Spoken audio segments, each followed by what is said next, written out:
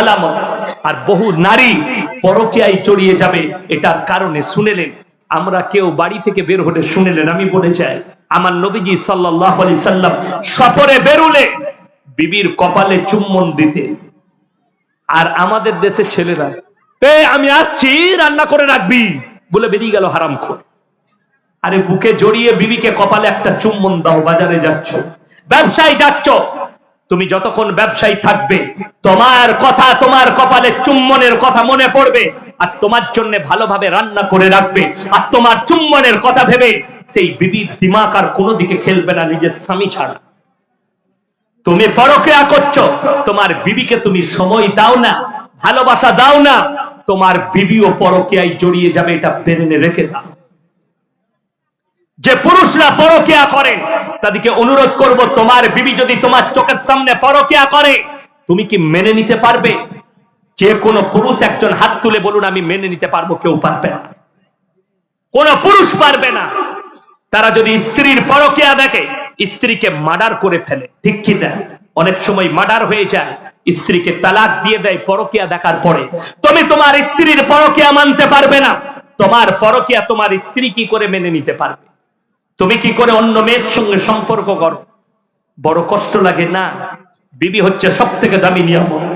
যুয়িনা লিন-নাসি হুব্বুশ শাহাওয়াতি মিনান নিসা ওয়াল বানিনা ওয়াল কানাতিরিল মুকান্তারাতি মিনাদ যাহাবি ওয়াল ফিদ্দা। আর আমি তোমাদেরকে দিয়েছি তোমাদের সন্তান সন্ততি, সোনা রূপা, তোমাদের সওয়ারির জন্য দিয়েছি ঘোড়া, তোমাদের জীবন ব্যবস্থার জন্য যতগুলো প্রয়োজন আমি আল্লাহ অতগুলো নিয়ামত দিয়ে তোমাদেরকে ঢেকে দিয়েছি। জোরে বলুন সুবহানাল্লাহ। ওই জন্য কোরআনে আছে, ইন্না জাআলনা মা আলাল আরদি যিনাতাল লাহা লিনাবলুয়াহুম আইয়ুহুম আহসানু আমালা। হে আমার বিশ্ব নবী, এই গোটা পৃথিবীটাকে সুসজ্জিত করেছি আমার বান্দা বান্দির জন্য। আমি খালি একটা জিনিস চাই, আইয়ুকুম আহসানু আমালা, তাদের কাছ থেকে খালি ভালো আমলটা চাই। সকলে নিয়ত করেন, আজ থেকে ভালো আমল করব। জোরে বলুন ইনশাআল্লাহ। আমার ভাই, আমার মায়েদিকে বলবো, তোমরা নামাজি হও, মুসল্লি হও, দিনদার হও, হালাল পথে চলনে ওয়ালা হও। আমি যুবক ভাইদিকে বলবো, বেঈমান কাফেরদের আখলাক নিও না। আজকে কষ্ট এক জায়গায়, আজকে মুসলমান নিজের আখলাক ছেড়ে বেঈমান কাফেরদের আখলাকে আকৃষ্ট হচ্ছে। এই মাসটা কি চলছে? ফেব্রুয়ারি, ঠিক কিনা? এরপরে কি আসবে? মার্চ, তারপরে আসবে এপ্রিল। মার্চ চলছে না, এরপরের মাসের নাম কি হবে? এপ্রিল। এপ্রিল মাস আসবে, আমার বহু যুবক যুবতী যারা স্কুল কলেজে পড়াশোনা করে তারা স্কুলে যাবে এপ্রিল ফুল পালন করতে। এপ্রিল ফুল পালন হয় না? হয় না? হে আমার যুবক যুবতী, কলেজের যারা স্টুডেন্ট আছেন, যারা স্কুলের স্টুডেন্ট আছো, যারা হাই স্কুলের স্টুডেন্ট আছো, তুমি তোমার প্রফেসরকে জিজ্ঞেস করো, তুমি তোমার হাই স্কুলের হেডমাস্টারকে জিজ্ঞেস করো, স্যার এপ্রিল ফুল তো পালন করব, কিন্তু আপনি বলতে পারবেন এপ্রিল ফুলের ইতিহাস কি? হয় তোমাকে মিথ্যা কথা বলবে, তা না হয় তার দিমাগে হিম্মত হবে না তার দিলেতে তোমার কাছে সত্যটা প্রকাশ করি। এপ্রিল ফুল ওই দিনটাকে বলা হয় যেদিনে মুসলমানদের রক্তর হুলি খেলা হয়েছিল স্পেনে। স্পেনটা ছিল মুসলিম রাষ্ট্র, ওই জায়গায় মুসলমানদের হুলি খেলা হয়েছিল 1 এপ্রিল। মুসলমানদেরকে মিথ্যা বলে ঠকিয়েছিল ইহুদিরা। সেদিন থেকে দখল করে সেখানকার মাদ্রাসা মসজিদ গুলো মদের বার, আর সেখানে মদের দোকান করে রেখে দিয়েছে মসজিদ গুলো স্পেনে। আজও বহু মসজিদ মদের বার হয়েছে, বহু মাদ্রাসাকে পতিতালয় বানিয়ে দিয়েছে তারা, মুসলমানদেরকে ধোকায় মেরে। তারিখটা ছিল 1 এপ্রিল। সেই দিন থেকে ইহুদিরা পরব চালু করেছে। ঠকাঠকির আমরা আজকের দিনে মুসলমানদেরকে ঠকাতে পেরেছি এবং কামিয়াবি লাভ করেছি। আজকে মুসলমানদের যুবক যুবতীরা, এই হারামখোররা, তারা এপ্রিল ফুল পালন করে আর নিজেকে মুসলমান বলে দাবি করে। আল্লাহর কসম, তোমার বাপ যদি 5 ওয়াক্তের নামাজি হয় আর তুমি যদি এপ্রিল ফুল পালন করো, তুমি জান্নাতে যাবার রাস্তা খুঁজে পাবে না। আল্লাহর কসম, তুমি বেঈমান কাফেরের সঙ্গে উত্তোলন হবে কিয়ামতের দিনে। মুসলমানদের ছেলেরা 1 জানুয়ারি পালন করে, এপ্রিল ফুল পালন করে, 14 ফেব্রুয়ারি ভ্যালেন্টাইন ডে পালন করে। তোমরা এগুলো কোথা থেকে পেলে? আল্লাহ কোরআনে বললেন, গায়রিল মাগযুবি আলাইহিম ওয়ালা দাল্লিন। মাগযুব মানে ইহুদি আর দাল্লিন মানে নাসারা। এই দুটো দলই পদভ্রষ্ট এবং এদের যারা অনুসারী হবে তারাও পদভ্রষ্ট হয়ে যাবে। আপনার ছেলে যদি পহেলা জানুয়ারি পালন করে, আল্লাহর কসম পদভ্রষ্ট। আপনার ছেলে যদি এপ্রিল ফুল পালন করে, আপনার ছেলে মেয়ে পদভ্রষ্ট। আপনার ছেলে যদি 14 ফেব্রুয়ারি ভ্যালেন্টাইন ডে, আমরা বলিনি, ভারতের যতগুলো অনলাইন সংস্থা আছে, পশ্চিম বাংলার অনলাইন সংস্থারা বলছে, তারা রিপোর্ট দিয়েছে সরকারকে, একদিনে খালি 14 ফেব্রুয়ারি গোটা পশ্চিম বাংলা জুড়ে 7 লাখ খালি নিরোধ বিক্রি হয়েছে কন্ডম। সেটা কিনেছে কারা? বেশিরভাগ যুবক আর যুবতীরা কিনেছে। সেখানে বেশিরভাগ কিনেছে স্কুল কলেজের পড়ুয়ারা, নিজেদের জীবনকে পণ্য করার জন্য তারা ব্যভিচারে লিপ্ত হয়ে। আমার ভাই, আপনাদের জানা নেই, সব থেকে বড় পশ্চিম বাংলার বিষাক্ত ভাইরাস ছড়িয়েছে মুর্শিদাবাদে। এই ভাইরাস আমার বর্ধমান জেলাতেও নেই অতটা যতটা ছড়িয়েছে মুর্শিদাবাদে। সেটার নাম হচ্ছে সমকামী। সেই সমকামী ছড়িয়েছে মুর্শিদাবাদের মাটিতে। আমি মুর্শিদাবাদের কলেজ ইউনিভার্সিটি ছেলে মেয়েদিকে বলতে চাই, তুমি যদি মনে করো এই মৌলবীর কথা বিশ্বাস করবে না, করো না। ইসলামের ইতিহাস গুলো তোমার জানা মতো কোন মৌলবীকে জিজ্ঞেস করো, কোরআনকে স্টাডি করো। কোরআনে আল্লাহ তাআলা স্পষ্ট বলেছেন, এই পাপের কারণে আল্লাহ তাআলা একটা নবীর কওমকে রুটির মতো পাল্টিয়েছেন। সেই নবীর নাম হচ্ছে হযরতে লূত নবী। এই পাপের কারণে তার কওমকে ধ্বংস করে দিয়েছেন, তার বিবিকে জাহান্নামী ঘোষণা করে দিয়েছেন। আল্লাহর কসম, হে আবার যুবক যুবতীরা যারা সমকামিতায় লিপ্ত আছো, তারা ইস্তেগফার করো, তারা কালমা পড়ে নাও, তারা আল্লাহর কাছে কাঁদো আর ইস্তেগফার করে ফিরে এসো। তা না হলে শোনো, হযরতে লূত নবীর বিবি জাহান্নামী, আল্লাহ লাকির টেনে দিয়েছেন, এটা আর তার নবীরা সেই নবীরা ফিরাতে পারবে না। হযরতে নূহ নবীর বিবি জাহান্নামী, আল্লাহ কোরআনে লাকির টেনে দিয়েছেন, এটা আর ফিরবে না। তারা নবী হওয়ার পরেও তাদের বিবিদিকে আর জান্নাতে নিয়ে যেতে পারবে না। আল্লাহ জাহান্নামী ঘোষণা করে কোরআনে লাকির টেনে দিয়েছেন। আমার ভাই, আমার মায়েরা বোনেরা, যারা সমকামী হবে তারা জাহান্নামের উত্তর অধিকারী হবে। তোমরা মনে করো না এই তোমাদের পাপের কারণে গোটা মুর্শিদাবাদ জেলাকে গঙ্গার ভেতরে আল্লাহ ভরে দিতে পারেন, আটকাতে পারবে না। তোমাদের পাপের কারণে তোমাদের কওম, তোমার গ্রাম আল্লাহ গঙ্গার তলায় ভরে দিতে পারে। সমুদ্রের ঢেউটা একবারে মুর্শিদাবাদে মেরে টেনে ঢুকাতে পারেন। এই পাপে যারা লিপ্ত আছো সেই যুবক যুবতীদিকে আমি অনুরোধ করে যাব, তোমরা সমকামী থেকে নিজেদিকে বাঁচাও। তোমরা এই ধরনের পাপ থেকে সরে এসো, জিনা থেকে সরে এসো। আমার আল্লাহ কোরআনে অর্ডার দিয়েছেন, ওয়ালা তাকরাবুজ জিনা ইন্নাহু কানা ফাহিশা ওয়া সাআ সাবিলা। হে আমার নবী, ব্যভিচার করা তো দূরের কথা, যে রাস্তায় ব্যভিচার হয় সে রাস্তার পাশে যাতায়াত করো না। আমি আমার যুবকদিকে বলবো, তুমি বহরমপুরে গেলে যে রাস্তায় পতিতালয় আছে সেই রাস্তায় দরকার থাকলেও যেও না, ওই দরকার অন্য জায়গায় মিটাও। যে রাস্তায় ব্যভিচার হয় সে রাস্তায় যেও না। আমি দাওয়াত দিয়েছি, আজকে আবার এই মিডিয়াদের মাধ্যমে দাওয়াত দিচ্ছি, সোনাগাছির যতগুলো মুসলিম পতিতালয়ের মেয়ে আছে আমি তাদেরকে দাওয়াত দিচ্ছি, তোমরা এসো আর কালমা পড়ো আর আমাদের মতো মৌলবীর সঙ্গে যোগাযোগ করো। আমরা তোমাদের ভালো হালাল স্বামীর ব্যবস্থা করে দেবো, হালাল লুচির ব্যবস্থা আমার আল্লাহ করে দিবেন। তোমরা ওই জায়গা থেকে পতিতালয় থেকে সরে এসো। যারা বর্তমান আর বহরমপুর আর আমাদের পশ্চিম বাংলার নয়, ভারতবর্ষের যতগুলো পতিতালয় আছে, সোনাগাছি থেকে আসানসোলের নিয়ামতপুর, নিয়ামতপুর থেকে বর্তমানের মহাজনটলি, ওখান থেকে বহরমপুরের যতগুলো নিষিদ্ধ পল্লীর মেয়ে আছে, যারা মুসলিম মা আছেন, মুসলিম বোন আছেন, আমি তাদেরকে অনুরোধ করব, এই পাপ থেকে নিজেদেরকে বার করে নিয়ে এসো। তা না হলে তোমরা জাহান্নামের সব থেকে দামি স্থলে চলবে।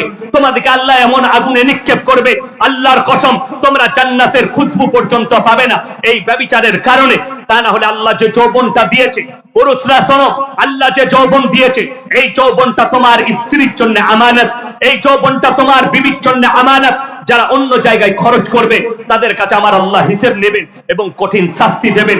ওই জন্য অনুরোধ করব, প্রত্যেকটা ভাই, প্রত্যেকটা মা বোন নিজেদের ইজ্জতের হেফাজত করুন। জোরে বলুন ইনশাআল্লাহ। আমার আল্লাহ কোরআনে বলেছে, হে আমার নবী, তাদেরকে বলো তারা যেন নিজেদের লজ্জা স্থানের রক্ষণাবেক্ষণ করে, তারা যেন নিজেদের ইজ্জতের হেফাজত করে। এই লজ্জা স্থানের যারা হেফাজত করতে পেরেছে আর বিবির জন্য আমানত করে রেখে দিতে পেরেছে, সেই ছেলেরা মুমিন হবে। জোরে বলুন সুবহানাল্লাহ। তুমি মুমিন।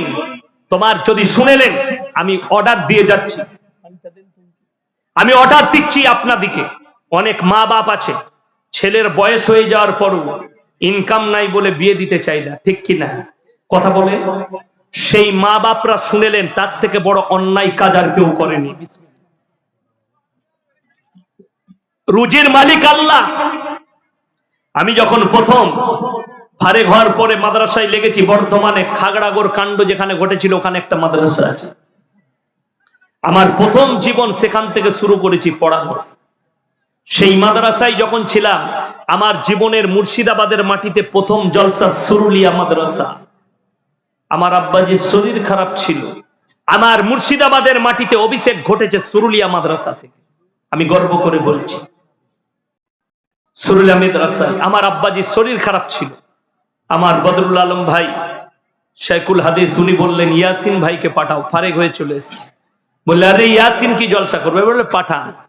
আল্লাহ আমার তারা বলিয়ে নিয়েছিলেন, ওইখানে দাঁড়িয়ে আমি 15টা জলসা বুক করেছিলাম মুর্শিদাবাদের মাটিতে। সেই আমার অভিষেক ঘটেছিল ওই সুরুলিয়া মাদ্রাসা থেকে, যেটা আপনাদের গৌরব।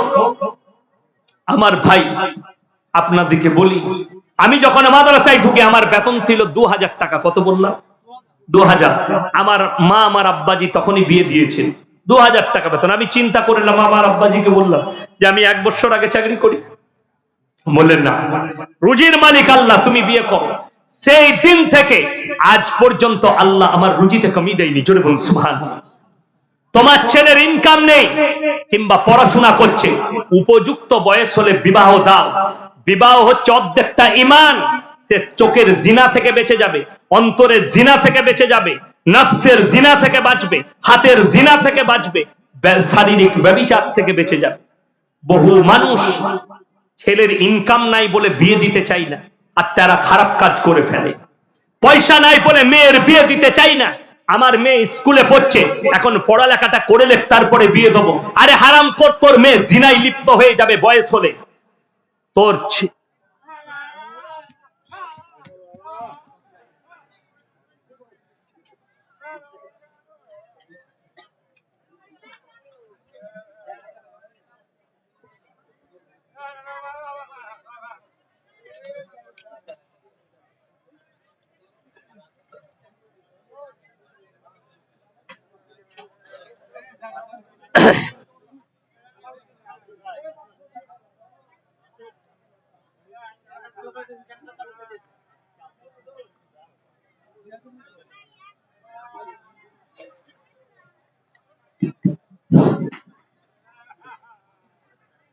আমার ভাই, সকল ভাইকে অনুরোধ করব, তোমার মেয়ে স্কুলে পড়বে, আলহামদুলিল্লাহ।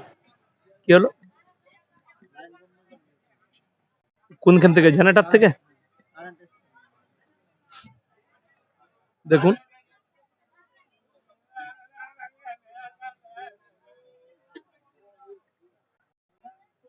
এসছে কারেন্ট। লাইনটা আপনার কেটে দিল কেন?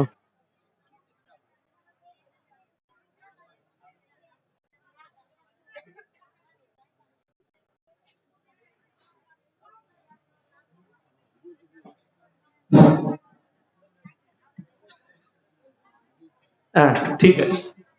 আমার ভাই, আপনার মেয়ে, মায়ের দিকে বলবো, আপনার মেয়ে স্কুলে পড়বে, বিয়ের পরে স্বামী যদি তাকে পড়ায় পড়াবে। আপনি শর্ত রাখবেন আমার মেয়ে চাকরি যদি পায় পড়াবে। কিন্তু শুনেলেন, আমি বলে যাই, আপনি ফতোয়া নেবেন, আপনার মেয়ে আপনার স্ত্রী চাকরি করতে পাবে ওই স্কুলে, যে স্কুলে অনলি ফর মেয়ে ছেলে আছে। যারা চাকরির লোভে বেটা বিটির বিয়ে দিয়েছ, যারা চাকরির লোভে বিটির বিয়ে দিয়েছিলে, তারা দেখো ইন্দুর মারা বিষ খাও। 1911 জনের চাকরি বাতিল, ভুয়ো শিক্ষক। 618 জনের চাকরি বাতিল হবে ভুয়ো। যারা জামাই চাকরিজীবী দিয়েছিলে, আরে সেদিনে দেখলাম মোবাইলে বিয়ের দিন ঠিক করেছিল, কি দেখে? মেয়ে চাকরি পেয়েছে, বিয়ে ঠিক হয়ে গেছে। ওরে বাবারে, চাকরিজীবী বউ পাবে। তারপরে শুনেছে চাকরি বাতিল, বিয়েও বাতিল। জোরে বলুন নাউজুবিল্লাহ। তারা কাকে পছন্দ করে, ভালোবাসে? টাকাকে। যারা টাকাকে মনে করেন টাকার দাম আছে, যারা টাকাকে প্রাধান্য দেন, টাকাতে সবকিছু হয়, টাকায় সুখ হয়। তার একবার পার্থ বাবুকে গিয়ে জিজ্ঞেস করে আসুন, স্যার টাকায় কত সুখ? তোমাকে জুতো করে মারবে, বেরোবে। টাকাতে আমাকে জেলে ভরেছে, ঠিক কি না? তাকে জিজ্ঞেস করে এসো। ওই জন্য টাকায় সুখ নয়, আপনি মুমিন হন, আল্লাহ আপনাকে সুখ দেবে। জোরে বলুন সুবহানাল্লাহ। আপনি ইমানদার হন, আল্লাহ আপনাকে অল্প পয়সায় সুখ দেবে। যারা মুমিন হবে তাদের অল্প ইনকামই আল্লাহ সুখ দেবে। আপনি ডাল আলু খাবেন, সুখ পাবেন। আমরা মাদ্রাসার তালবিল ইলমরা ডাল আলু খাই, আল্লাহ তাতেই আমাদের চালিয়ে দেয়, দেয় না? দেয় না? শুনেছেন? আমরা চাই না আমাদের কাছে খাবার চলে আসে। আল্লাহর নিয়ামত শুনেলেন। এই রমজানুল মুবারকের মাস আসছে, সবাই হাত তুলে বলুন তো 30টা রমজানের রোজা সবাই রাখবো। জোরে বলুন ইনশাআল্লাহ। এ রোজা রেখে লুকিয়ে কেউ খাবেন না তো? আমাদের দেশে অনেক মাল আছে, ঘরেতে খায় সেহরি, বইয়ের সাথে বাপের সাথে।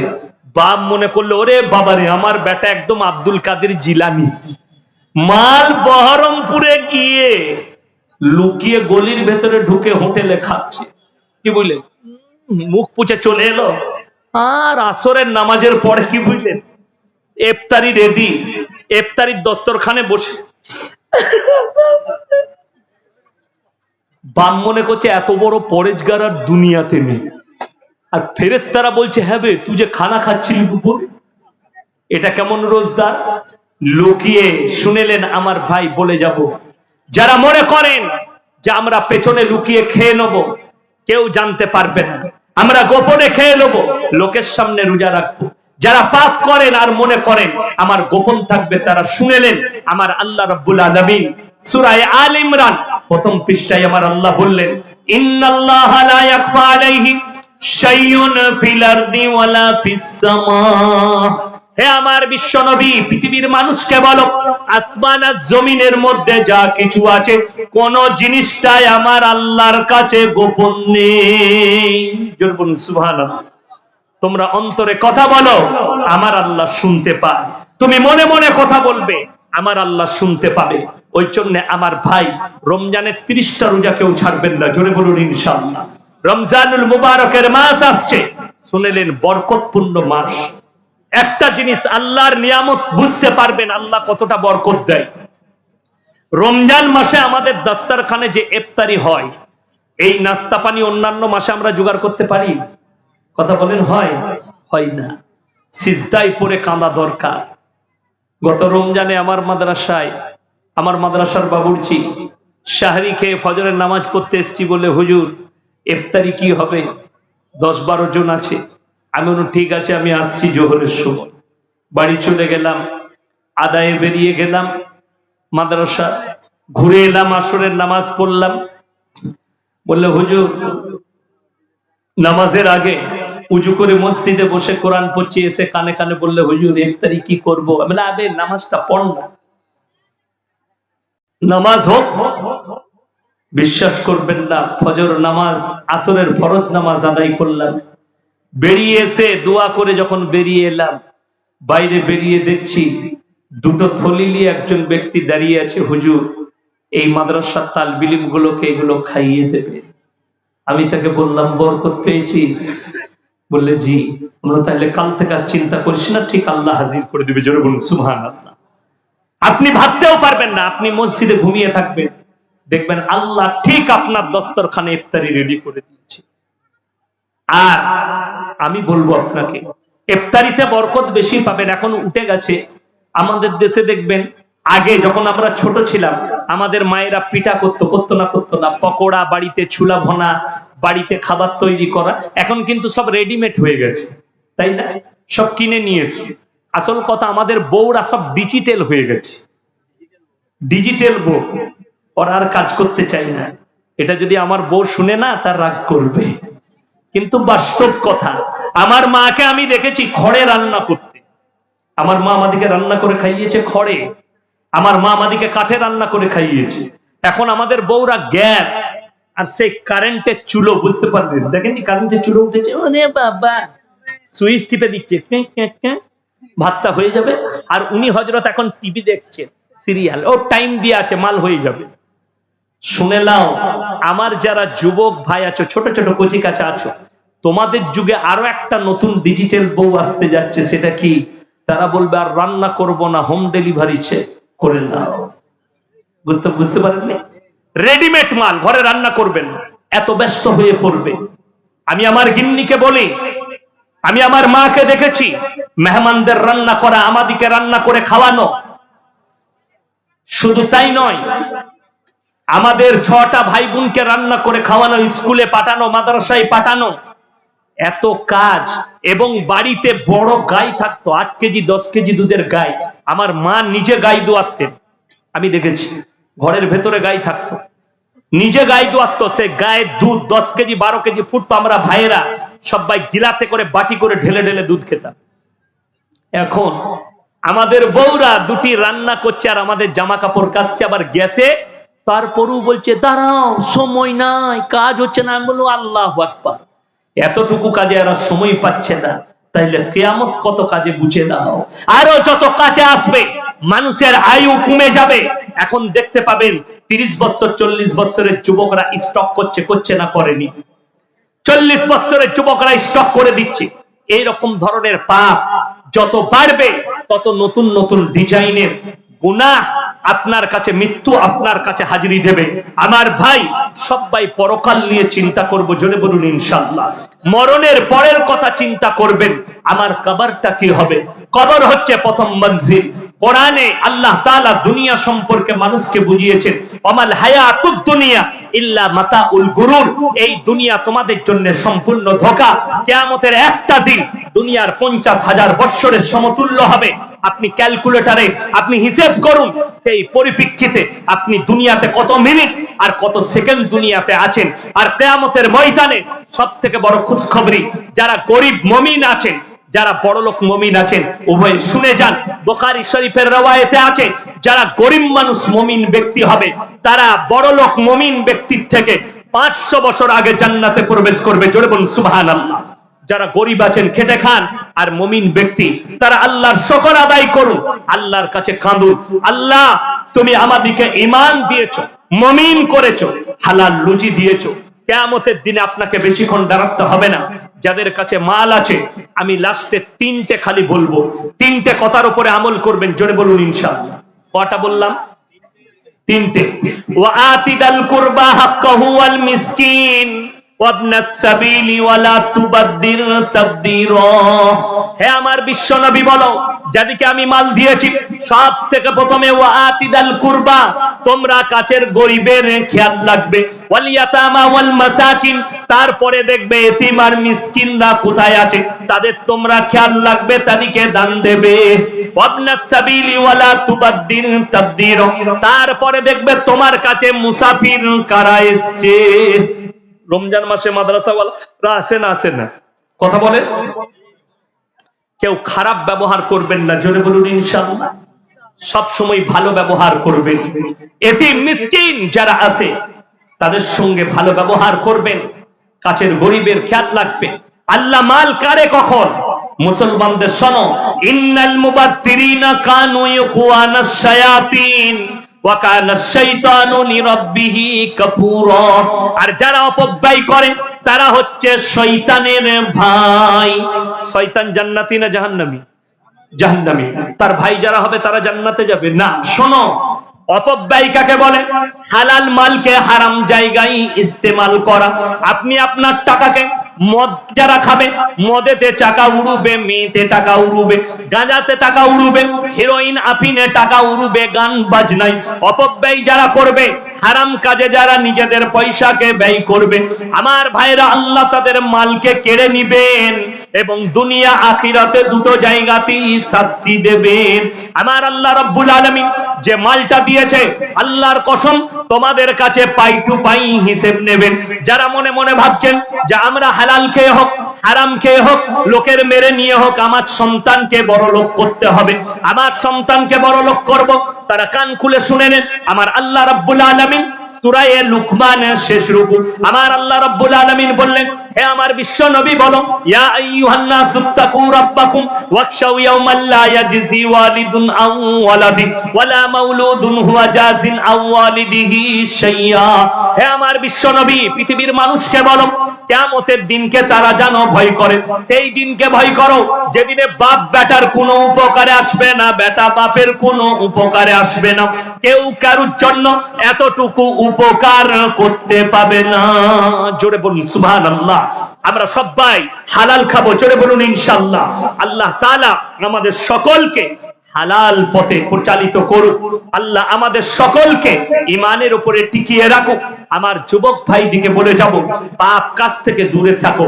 তোমরা স্কুলে যাও, কলেজে যাও, আপনার ছেলে ডাক্তার হোক, মাস্টার হোক, প্রফেসর হোক, ইঞ্জিনিয়ার হোক, কিন্তু খেয়াল রাখবেন তার মধ্যে যেন দিন থাকে। যার মধ্যে দিন নাই, আমার আল্লাহর কাছে তার কোনো মূল্য নাই। সে যত বড়ই ডাক্তার হোক, যত বড়ই প্রফেসর হোক, যত বড়ই ইঞ্জিনিয়ার হোক, তার কোনো মূল্য নেই আমার আল্লাহর কাছে। আমার ভাই, একটা কথা মাথায় রাখবেন যে যদি আপনার ছেলে, আমি ডাক্তার হতে মানা করিনি, ডাক্তার হবে কিন্তু মুমিন থাকবে, ইমানদার থাকবে।